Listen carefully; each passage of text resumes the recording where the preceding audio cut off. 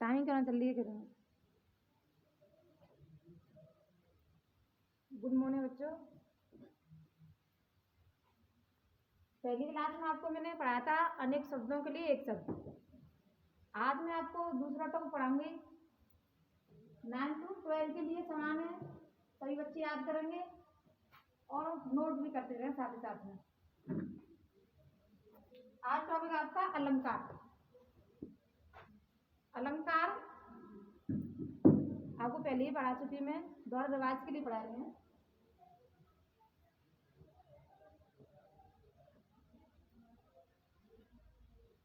अलंकार मतलब काव्य की शोभा बढ़ाने वाले शब्द को अलंकार कहते हैं।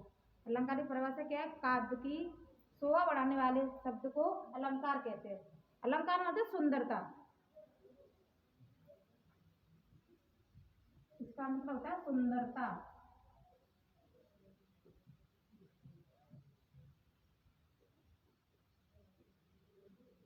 तो आज आपको इसी टॉपिक को क्लियर कराऊंगी।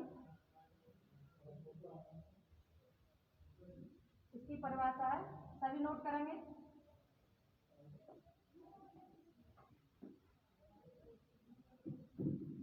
काव्य की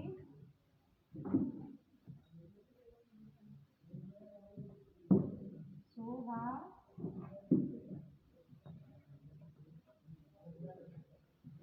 बढ़ाने वाले शब्द को अलंकार कहते हैं।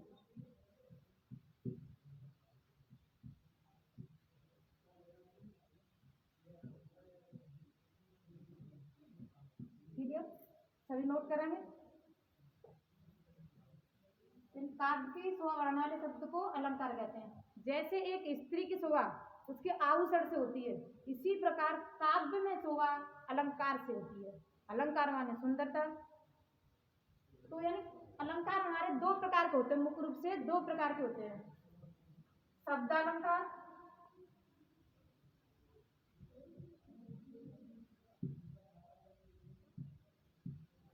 दूसरा होता है आपका अर्थालंकार।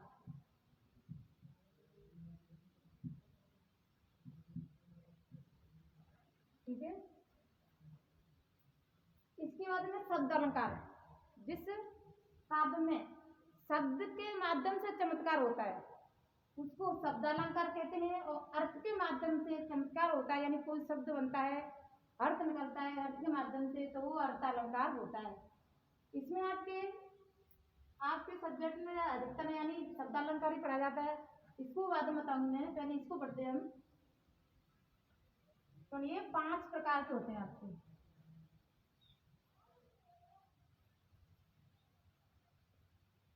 पहले मुख्य हम 3 प्रकार पढ़ते हैं। पहला होता है अनुप्रास अलंकार।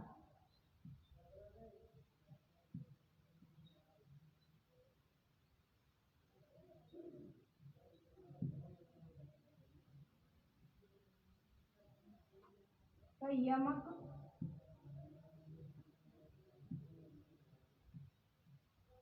तीसरा श्लेष। 9th क्लास में आपके ये 3 दे रखे हैं इसमें, इंटर में, और 12th में आपके 5 दे रखे हैं। तो फिलहाल हम 3 को क्लियर करते हैं, इसके बाद और पढ़ेंगे आगे। अनुप्रास अलंकार में होता है, इसमें वर्ण बार बार आते हैं, यानी कोई शब्द एक से अधिक बार आए। इसकी डेफिनेशन होती है, कोई शब्द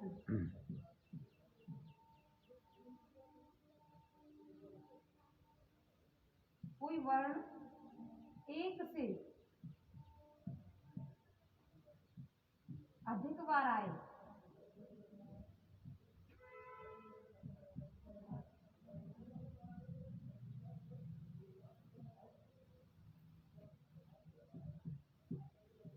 उसे अनुप्रास अलंकार कहते हैं।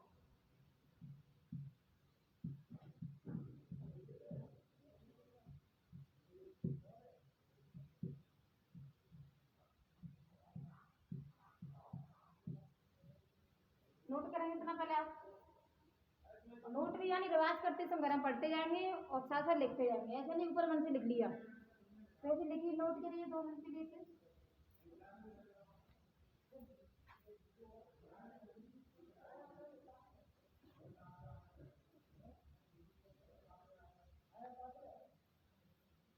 इसका उदाहरण देखते हैं हम, एग्जाम्पल में देखेंगे। तरन तनुजा तड़ तमाल, तरने तनुजा तट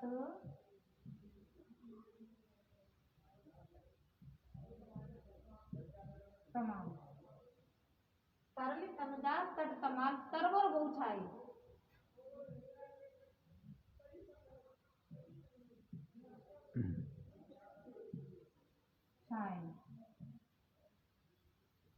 हमें इससे आप को मतलब नहीं है ऐसे, तो हमें तो इसमें क्या देखना है, हमें इसमें ये देखना है जो परिभाषा है आपकी जो लिखाई है उसमें फॉलो कर रही है कि नहीं, फिर इसको फॉलो करना है। इसमें जैसे कोई वर्ण एक से अधिक बार आए, कोई वर्ण एक से अधिक बार आए उसे अनुप्रासालंकार कहते हैं।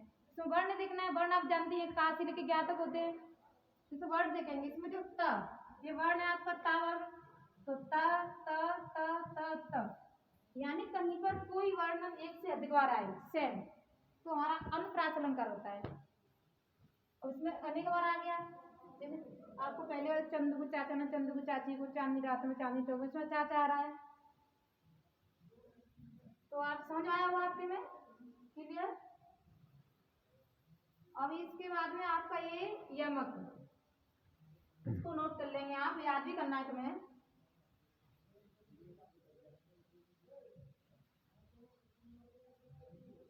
देखिए जरूरी नहीं है कि आप स्कूल में ही पढ़ने वाले में कहीं पढ़ सकते हैं, आप फॉर्मेलिटी पूरी करना मत है। अगर आप इसको घर पर भी लिखोगे, याद करोगे, बाद में स्कूल खुले तो आपसे पूछेंगे, तो आपको आना चाहिए।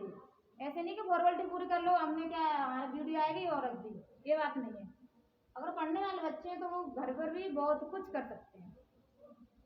हम भले ही आपसे आई कांटेक्ट नहीं हो पा रहा है, लेकिन हम ऐसी इसी आशा से पढ़ाते हैं कि हमें भरोसा है आपके ऊपर कि हमारे बच्चे पढ़ेंगे, इसलिए आप ऐसे इग्नोर मत करना, इसे आप याद करना है आपको। इसके बाद आपका यमक अलंकार,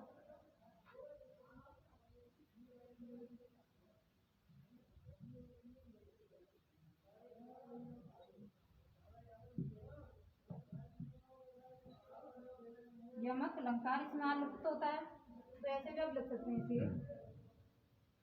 तो इसमें आपको मेरी डेफिनेशन है, कोई शब्द एक से अधिक बार आए लेकिन उसका अर्थ अलग अलग हो। इसमें क्या पढ़ा आपने, वर्ण पढ़ाता है, इसमें कौन से वर्ण आता है, काचले का आता वर्ण आता है, लेकिन इसमें क्या है शब्द आएगा पूरा, यानी एक शब्द वर्णों के मेल से शब्द बनता है, तो इसमें शब्द आएगा। तो यमक अलंकार में इसकी डेफिनेशन लिखनी है आपको। जब काव्य में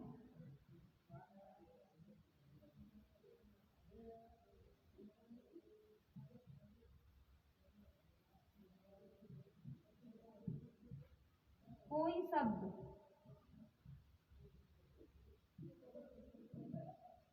यहाँ शब्द याद रखेंगे आप, यहाँ वर्ण, इसमें कितना क्लास में वर्ण था, इसमें शब्द, कोई शब्द एक से अधिक बार आए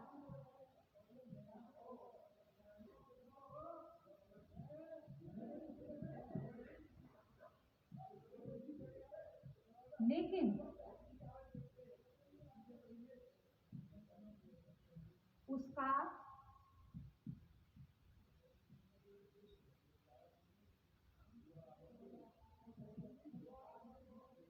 अर्थ अलग अलग हो।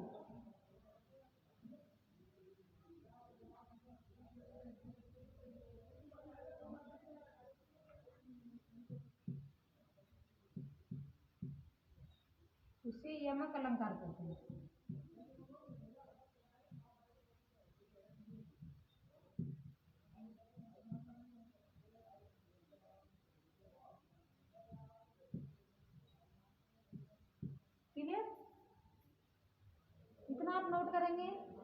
बाद में रब कर दूंगी इसे।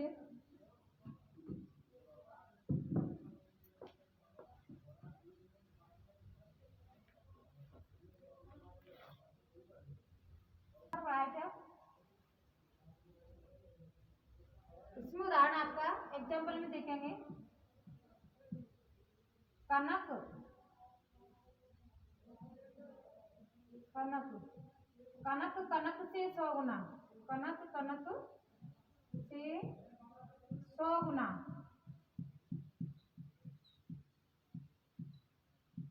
माधुर्यता अधिक है।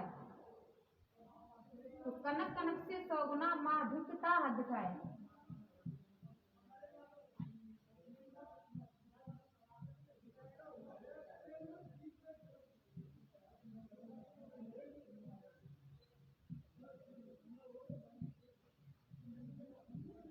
कनक कनक से 100 गुना माधुर्यता अधिक है। जा खाए बोराए जग पाए बोराए। पूरा लिख देती हूँ आपके लिए। जा खाए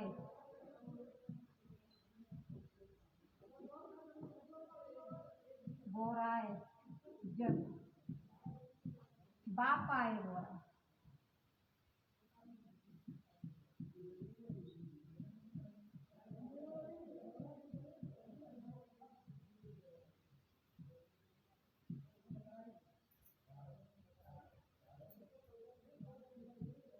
कनक कनक से 100 गुना माधुर्यता अधिक है। माधुर्यता अधिक है। जा खाए बोराए जग पाए बोराए। तो मैंने आपको बताया, यानी पहले ये शब्द, इसमें आपके डेफिनेशन क्या था कि कोई शब्द एक या दो बार या एक से अधिक बार आता है, सेम आएगा, सब देखने में सेम होगा, लेकिन उसको जैसे आपको अर्थ देखेंगे तो उसका अर्थ डिफरेंट होगा, दोनों में अंतर होगा। तो कनक, तो एक कनक मान होता है आपका धतूरा, जो एक तरह यानी धतूरा, इसका मतलब एक तरह का झेर होता है, एक वृक्ष होता है, उसका एक इसका आकार होता है गोल गोल कलर का होता है, इसमें उसी को धतूरा कहते हैं। उसी के अंदर एक झेर जैसा ही पदार्थ होता है। अगर उसको इंसान खा लेता है तो पागल हो जाता है। तो बोरा है ना, पागल हो जाना, बोरा जाता है। इसी प्रकार सोना, सोना मतलब धन दौलत, तो मनुष्य को यानी अधिक सोना मिल जाए तो वो भी यानी बोरा जाता है, पागल हो जाता है, एक तरह से उसके अंदर हेम हो जाता है, घमंड, तो वो भी एक पागल होने में माना जाता है। सबसे बड़ा पागल धनवान ही होता है, जो धन के घमंड में पागल हो जाए वो सबसे बड़ा पागल माना जाता है। तो यानी ये कनक यानी धतूरा खा ले तो भी इंसान पागल हो जाता है, और व्यक्ति को यानी अधिक धन मिल जाए तो भी इंसान पागल ही हो जाता है। कनक सोना,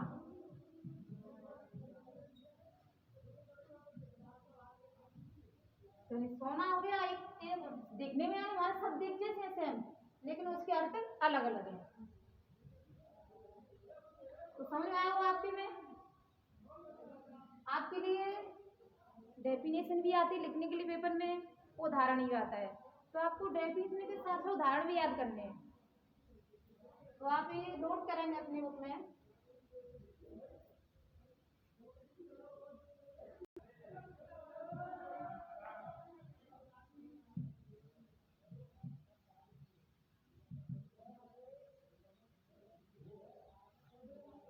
इसके बाद आपको श्लेष अलंकार पढ़ाया जाएगा, इसको पढ़ाते हैं क्लियर कराते हैं, इसे आप तीनों क्लियर हो जाएंगे। इसके बाद आगे पढ़ाएंगे तो श्लेष अलंकार, इसकी परिभाषा आपकी, जब किसी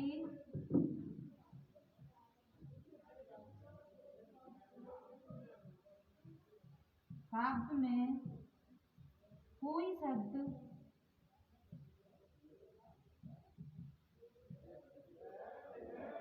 एक से अधिक बार आए,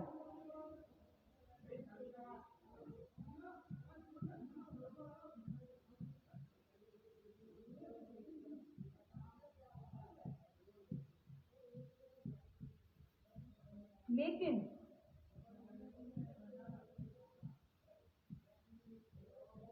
उसका अर्थ एक ही होगा,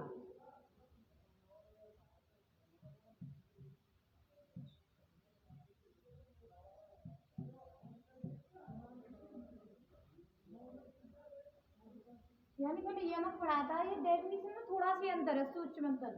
जैसे इसमें था यानी कोई शब्द एक से अधिक बार आता है लेकिन उसका अर्थ डिफरेंट होता है, अलग अलग होता है। इसमें क्या है, कोई शब्द एक से अधिक बार तो आता है लेकिन उसका अर्थ एक ही माना जाता है। जैसे एग्जाम्पल में आप देखेंगे, ये आपने आशा करते हो आपने नोट कर लिया होगा।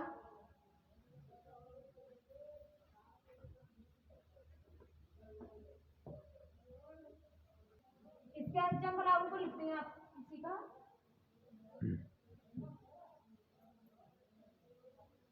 रहीमन धागा प्रेम का, इसमें ये दूसरा लिखते हैं, रहीमन पानी राखिए,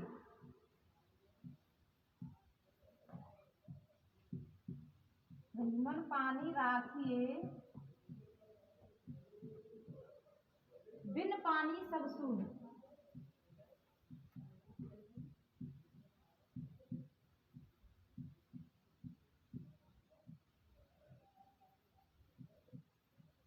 बिन पानी सब सून, पानी गई न उबरे,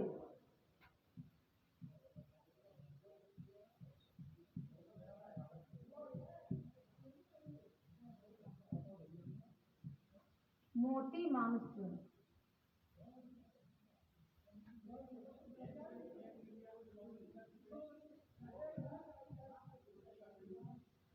मोती मानुष